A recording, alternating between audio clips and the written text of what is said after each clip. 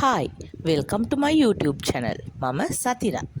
අද අපි පොඩි බබෙක්ට රසම රස ඕට්ස් රෙසිපියක් හදමු. මගේ පොඩ්ඩට තමයි මම මේක හැදුවේ. එයා නම් හරි ආසාවෙන් කෑවා. ඒක නිසා ඔයාලත් එක්කත් ෂෙයා කරගන්න හිතුණා. මට මේකට ඕන වෙනවා මුලින්ම ඕට්ස්, මම chia seeds අරන් තියෙනවා.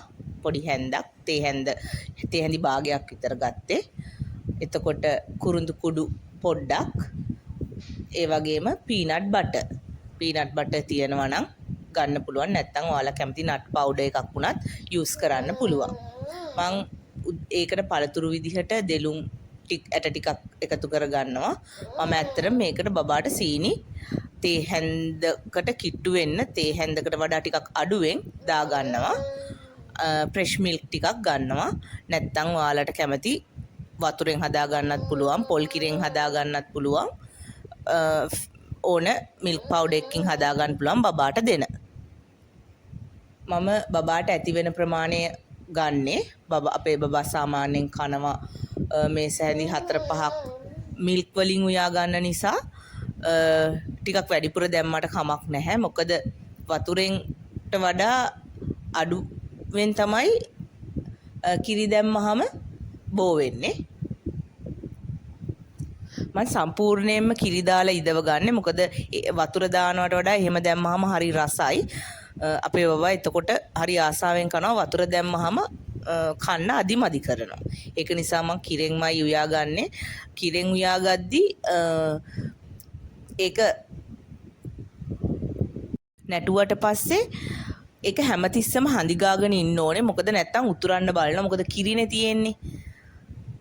මම කුරුඳු කුඩුත් දාගත්තා.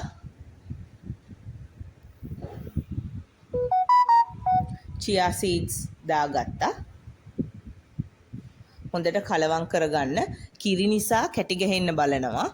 පොල් කිරි දැම්මත්, ෆ්‍රෙෂ් මිල්ක් දැම්මත්, කිරි වර්ගයක් දැම්මොත් අනිවාර්යයෙන්ම කලවම් කරන්න.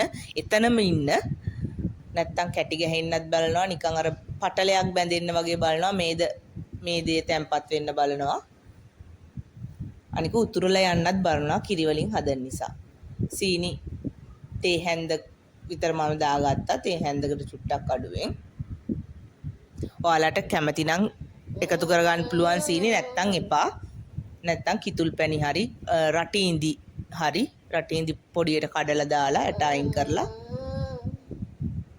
මට මේ වෙලාවේ රටිඉඳි තිබ්බේ නැහැ. නැත්තම් මම ඇත්තටම සීනි ඇඩ් කරන්නේ නැහැ.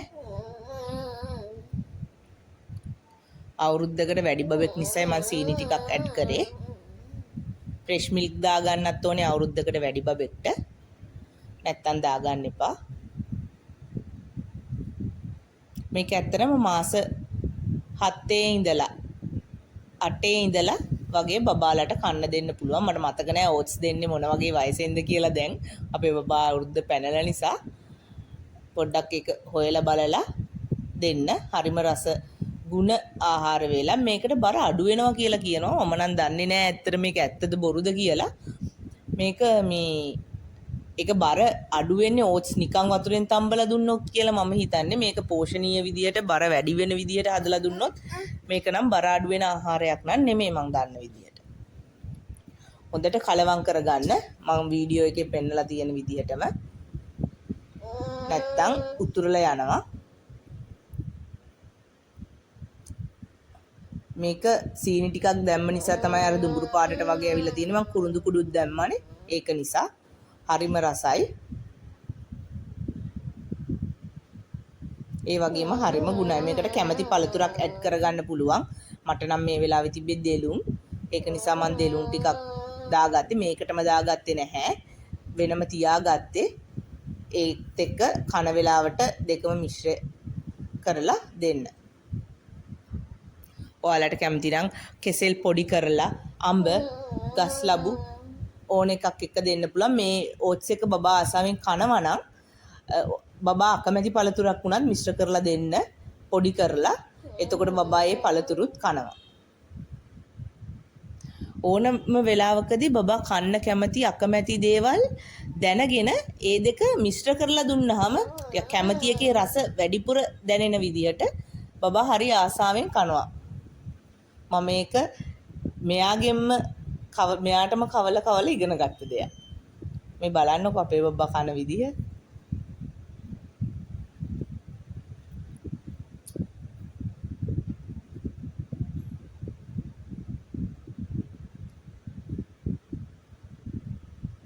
ඉතින් මෙහෙම තමයි බබාගේ උදේ ආහාර වේල හැදුවේ. මේක රැට දෙන්න යන්න එපා. කිරිත් දානවා, ඕට්සුත් සීතලයි.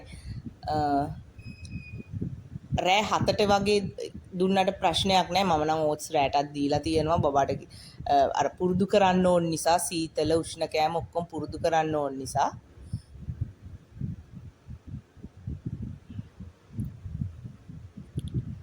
ඔයාලට ගොඩක්ම සුදුසුයි උදේට දවල්ට මේක දෙනවට. කොහොමත් පැණි රස කෑමක් වගේ නිසා උදේට දෙන එක වඩාත් සුදුසුයි.